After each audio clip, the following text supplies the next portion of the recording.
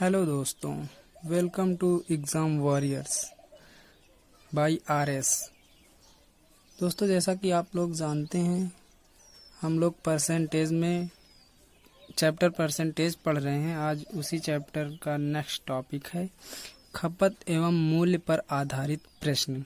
ठीक, जैसा कि दोस्तों आप सभी जानते हैं कि लोग सिचुएशन के हिसाब से अपना खर्च मैनेज करते हैं। ठीक, कोई चीज़ महंगी हो गई तो कम खाते हैं और कोई चीज़ सस्ती हो गई तो वो चीज़ ज़्यादा लेके आते हैं। तो दोस्तों ये क्वेश्चन हमारे दैनिक जीवन पर भी अप्लाई करते हैं। तो दोस्तों इससे एक निष्कर्ष निकलता है कि जब खर्चा अपरिवर्तित रहता है तो मूल्य के अनुपात का उल्टा खपत का अनुपात होता है।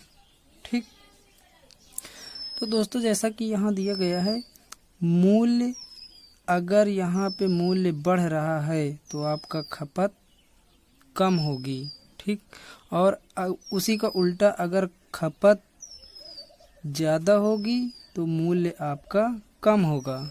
ठीक है, तो आइए दोस्तों, आई होप आपको जो मैं कहना चाह रहा हूँ वो आप समझ गए होंगे। तो सॉल्व करते हैं दोस्तों। पहला क्वेश्चन है दोस्तों, चावल का मूल्य 20% कम हो जाता है। ठीक, एक आदमी पहले 120 किलोग्राम चावल खरीदता था, तो अब उसी रुपए में कितने चावल खरीदेगा। ठीक, उसी रुपए में देखो कहा गया दोस्तों। ठीक, यहाँ पे उसी रुपए की बात हुई। कहने का मतलब वो ना ही रुपया कम कर रहा है और ना ही ज़्यादा। ठीक, और इस बात से तो आप अनुमान लगा सकते हैं कि जब रेट कम हो रहा है तो जाहिर सी बात है वो 120 किलोग्राम से ज़्यादा ही चावल लाएगा अब। ठीक, तो सॉल्व करते हैं। 20% की फ्रैक्शन वैल्यू क्या होती है? 1/5। ठीक, तो हमने बताया नीचे वाला आपका टोटल शो करता है, तो 1/20% बराबर क्या हो गया? 1/5। ठीक, तो देखो पहले रेट था 5। ठीक, ये कमी शो कर रहा है। पहले रेट था 5 और 1 की कमी हो रही तो रेट कितना हो जाएगा? 4। ये यहाँ आप लिख सकते हैं पहले और ये लिख लीजिए अब। ठीक, ये काहे का अनुपात है? मूल्य का। और अभी हमने बताया मूल्य का उल्टा, मूल्य के अनुपात का उल्टा क्या होता है? खपत का अनुपात होता है। ठीक, तो यहाँ पे अब आप खपत का अनुपात निकाल लीजिए, तो ये हो जाएगा 4:5। ठीक, तो यहाँ पे देखो खपत कितनी हो रही है? 4 की। और यहाँ पहले देखो, पहले वाले में पहले जब मान लो खपत 4 हो रही थी तो मूल्य कितना था? 5। और अब में देखो खपत कितनी हो रही है? 5 की, तो रेट कितना है? 4 का। तो यहाँ खपत कितनी हो रही है? 4 की, जबकि रियल में कितनी खपत हो रही है? 120 की। ठीक, तो 4 बराबर क्या करेंगे आप? 120। तो 1 बराबर क्या करेंगे? इसको काट लेंगे, 4 का भाग करेंगे तो 4×3 = 12। ठीक, जहाँ पे अनुपात का 1 है खपत में, ठीक, मूल्य में आप गुणा नहीं कर सकते दोस्तों।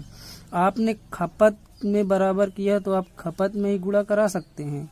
तो 1 बराबर खपत का जहाँ 1 है वहाँ 30 किलोग्राम होगा। ठीक, 30 किलोग्राम। तो यहाँ खपत में कितना है? 5। तो 5 बराबर कितना हो जाएगा? 150। तो अब खपत कितनी हो रही है? यहाँ गुणा कर लीजिए आप, गुणे 30, तो कितना हो गया खपत? 150 किलोग्राम। ठीक दोस्तों, यही आपका आंसर हो गया। आई होप आप समझ गए होंगे। ठीक, तो आइए देखते हैं अगला क्वेश्चन। अगला क्वेश्चन है कि सेब के मूल्य में 25% कमी होने पर एक ग्राहक को 240 रुपये में 2 किलोग्राम सेब अधिक मिलते हैं। तो घटा हुआ मूल्य पूछा गया है। ठीक। तो अब सबसे पहले 25% की फ्रैक्शन वैल्यू क्या होती है, 1/4, ये माइनस का, ठीक, माइनस का मतलब कमी शो हो रहा है। तो अब देखो यहाँ पहले लिख लो एक साइड में और यहाँ पे अब लिख लो, या बाद में लिख सकते हो, जो भी आप लिखना चाहें। पहले ये है मूल्य, पहले मूल्य था 4 और जब 1 कम हो गया तो मूल्य कितना हो जाएगा, 3, ठीक। इसका रेशियो बना लो। रेशियो का, मूल्य के रेशियो का उल्टा क्या होता है, खपत का रेशियो। तो ये हो जाएगा 3:4, ठीक। तो यहाँ देखो पहले खपत हो रही थी 3 की, जब मूल्य था उसका कितना, 4, और अब खपत हो रही है 4 जब मूल्य कितना हो गया, 3। तो यहाँ देखो पहले 3 खपत हो रही थी और अब हो रही है 4, तो खपत कितनी बढ़ रही है अनुपात में, 1, जबकि रियल में कितना अधिक मिल रहा है, 2 किलोग्राम। यहाँ कितना अधिक मिल रहा है, 1, और यहाँ कितना अधिक मिल रहा है, 2। तो 1 बराबर कितना हो जाएगा, 1 बराबर 2 किलोग्राम, ठीक। तो जब 1 बराबर 2 किलोग्राम, ये है खपत के बराबर किया गया है। तो यहाँ खपत 3 थी तो यहाँ कितना हो जाएगा, 6 किलोग्राम, और यहाँ कितना हो जाएगा, 4 दूनी 8 किलोग्राम, ठीक। पूछा गया घटा हुआ मूल्य, तो यहाँ देखो घटे हुए मूल्य में हमें कितना सेब मिल रहा है, 8 किलो, और रुपए आपके कितने हैं, 240 ही। तो मूल्य निकालेंगे, 240 रुपए में आप कितना किलो ला रहे हैं सेब, 8 किलो। तो मूल्य निकालने के लिए रुपए में सामान का भाग करते हैं।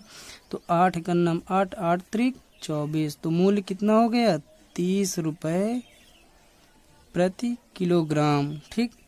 ये तो हुआ घटा हुआ मूल्य।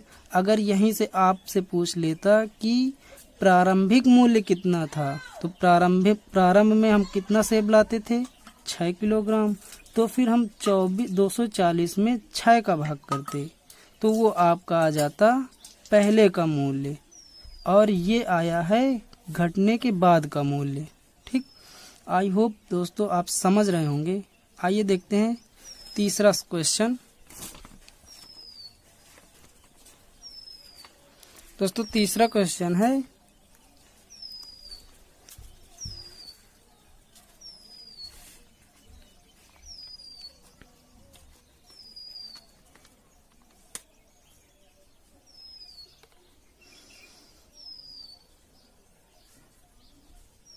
चीनी की कीमत 20% कम हो जाती है।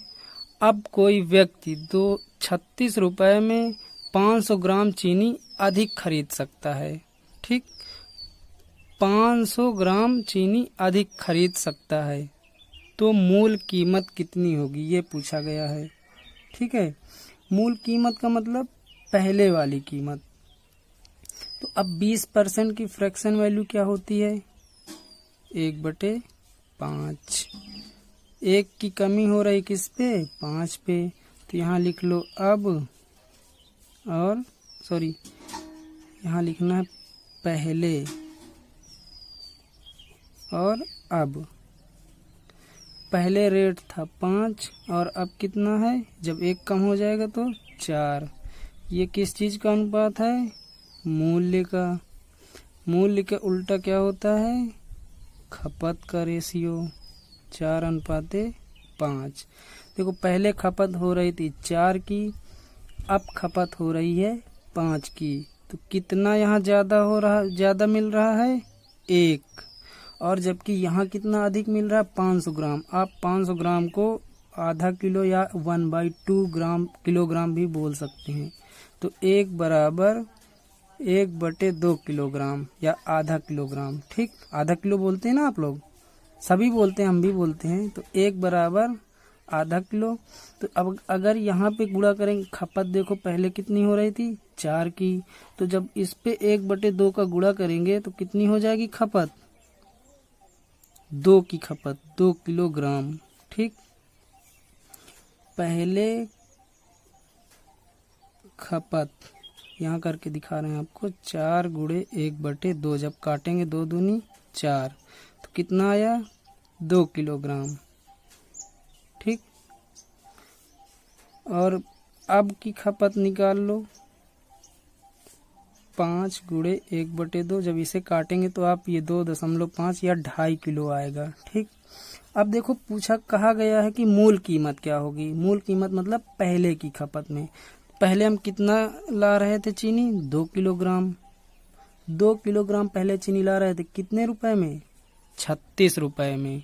ठीक, 36 रुपए में 2 किलो चीनी ला रहे थे, तो 1 किलो चीनी की कीमत की क्या होगी, मूल कीमत 36/2, कितना आ गया 18 किलोग्राम। ठीक, 18 रुपया प्रति किलोग्राम। दोस्तों यही आपका आंसर हो गया। ओके, आइए दोस्तों 4th नंबर क्वेश्चन करते हैं। अंडे की कीमत में 50% वृद्धि के कारण 24 रुपए में 4 अंडे कम मिलते हैं, तो 1 दर्जन अंडे का वर्तमान मूल्य कितना है। देखो कितने % वृद्धि हो रही है। अभी देख 3 सवाल जो भी आपने किया वो कमी पर थे, लेकिन इस सवाल में वृद्धि बोला गया है। 50% की फ्रैक्शन वैल्यू क्या होगी, 1/2। जब कमी होती है तो माइनस लगाते हैं, वृद्धि हुई है तो प्लस लगाएंगे। ठीक,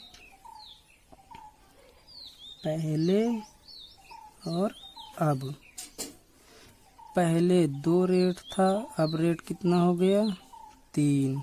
ये है मूल्य,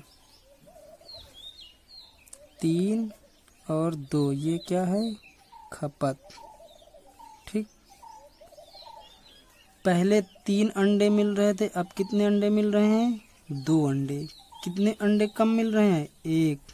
तो 1 की वैल्यू क्या दी गई, यहाँ कितने अंडे कम मिल रहे हैं, 4, तो 1 बराबर 4 अंडे।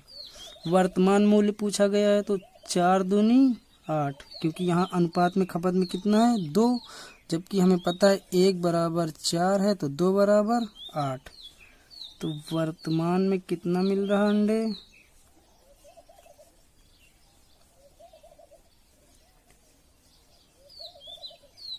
4 गुणे 2 बराबर 8 अंडे। ठीक,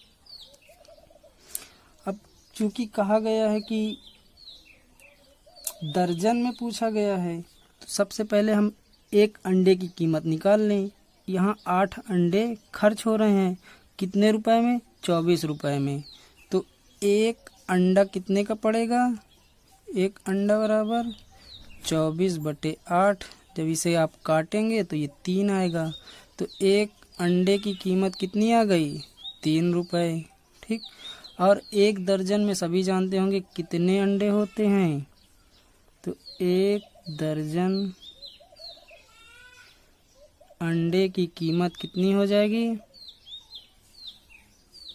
कीमत 12 गुणे 3 बराबर 36 रुपए प्रति दर्जन।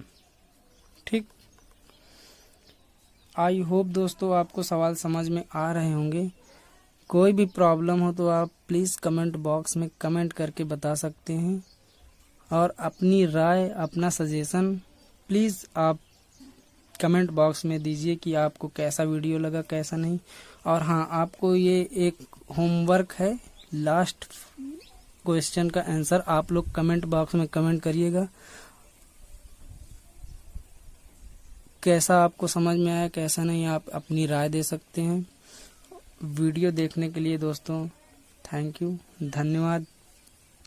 और प्लीज़ दोस्तों आप वीडियो को ज़्यादा से ज़्यादा शेयर करिए और सब्सक्राइब करिए, वीडियो को लाइक करिए।